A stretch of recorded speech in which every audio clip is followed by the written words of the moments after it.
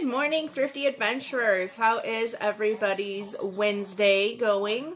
I haven't done a video for my top 5 of the week in a few weeks, so I decided to jump right back into that.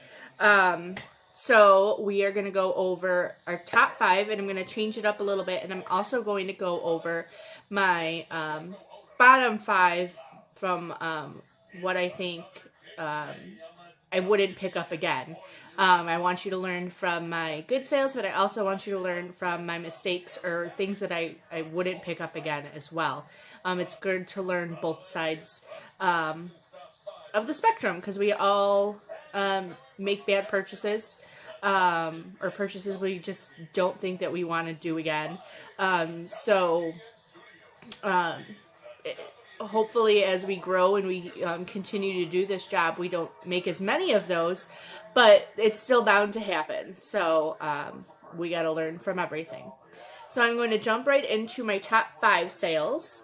I'll run over the numbers. My top 5 sales totaled $300.47. I paid $45.50 for those items, and my fees were $45.07, which brings me to a profit of $209.90 for those items. So I'm going to go over each item, and I will post screenshots of the item so you can see the sold listing, and we will go from there. So first up is my Alpaca Rug, which a lot of these items you may have seen in Monday's video, but I'm going to go a little bit more into them. So the Alpaca Rug was something I picked up in the blanket section of a thrift store. I picked it up for $4.50. It was listed at $9, and it was actually half off of blankets that week, so I got it even cheaper. And what caught my eye was just the fur of it. Like, you could tell that it was a well-made item. So you always want to look out for those like 100% fur or vegan or things like that. Will do well for you. So I didn't really find too many comps, and I actually thought it was a blanket at first. But I'm very happy with this. It had a little bit of damage on the side of it. It was ripped a little bit.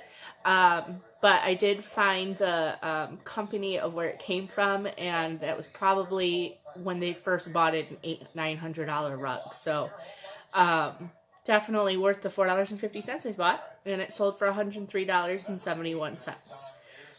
Next was my World of Wonder Mickey Mouse.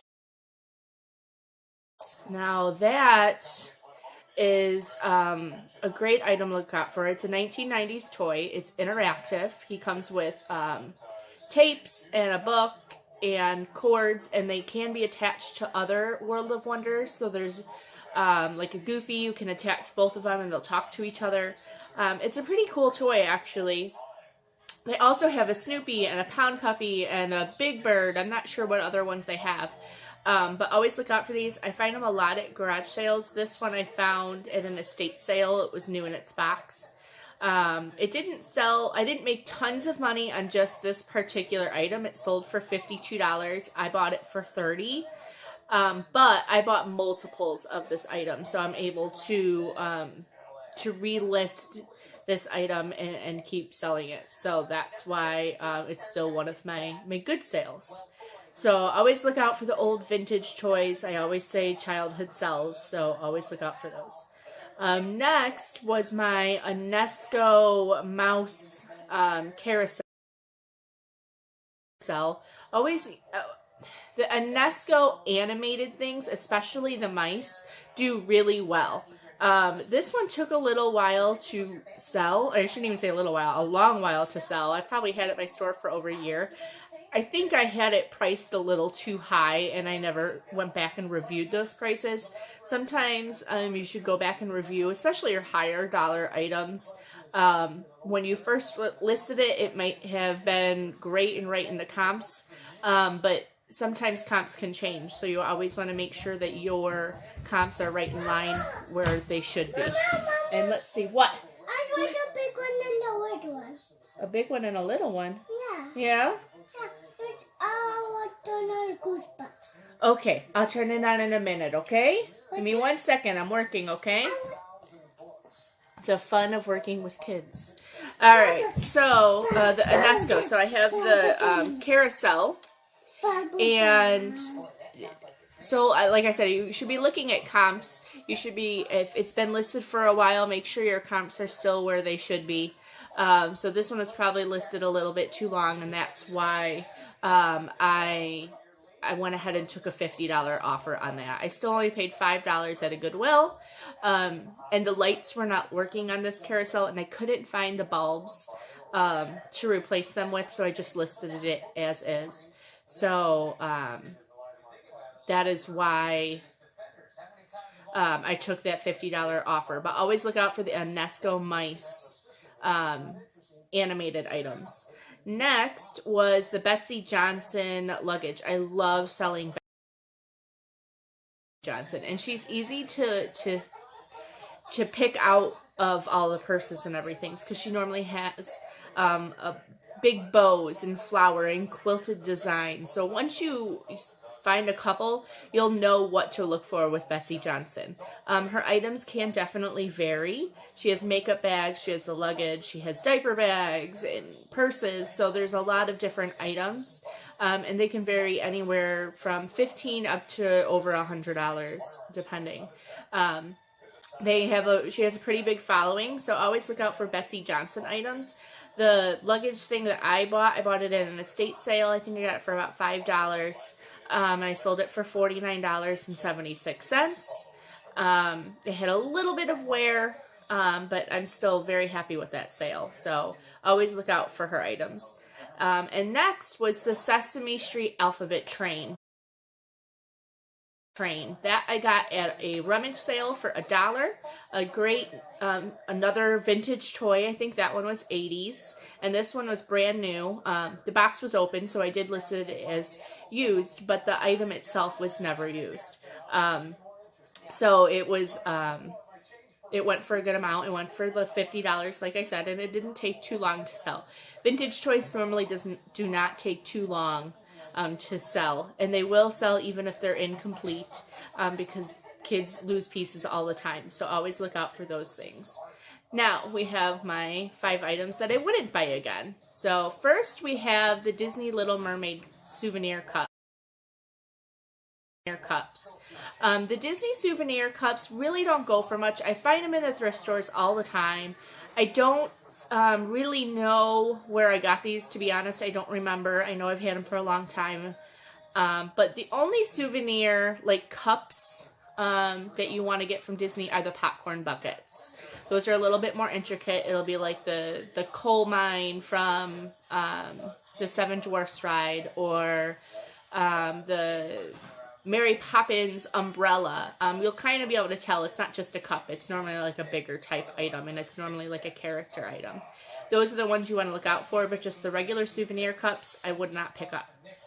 Next was the Bambi stuffed animal. I don't normally do too well with the vintage Disney plush. I've sold other ones, but they just don't sell for much, so I am done picking those up. So I wouldn't pick up too many of the vintage plush. Always look them up, you never know, but I typically don't do well with those. Next was the Maxine Hallmark cookie jar.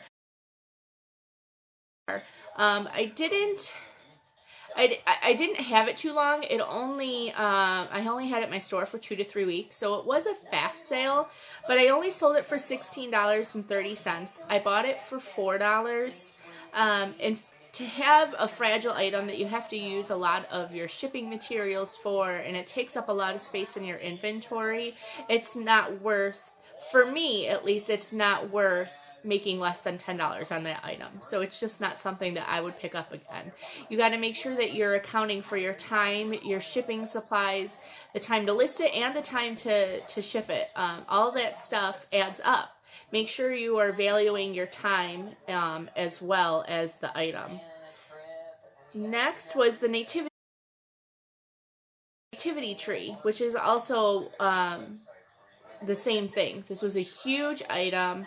It took up a lot of space in my inventory. Yes, it only took a few weeks to sell, but I spent $16.50 on it and it sold for $35, so I didn't really make that much on it, and it's just not worth taking up all of that space in my storage room. And then last was a Balance shirt, and I'm trying to remember the name of it. It was like Balance by Makira. You'll see it in my listing. I sold it for $16. I was trying to venture out into women's clothing, and it didn't do too well for me. But this was brand new tags. The original price was a little higher. That's why I bought it. But now I know not to buy that brand. It only sold for $16. It only took a week or two to sell, but I think I got lucky with that. So it's just not something that I want to sit on if I'm only going to make less than $10.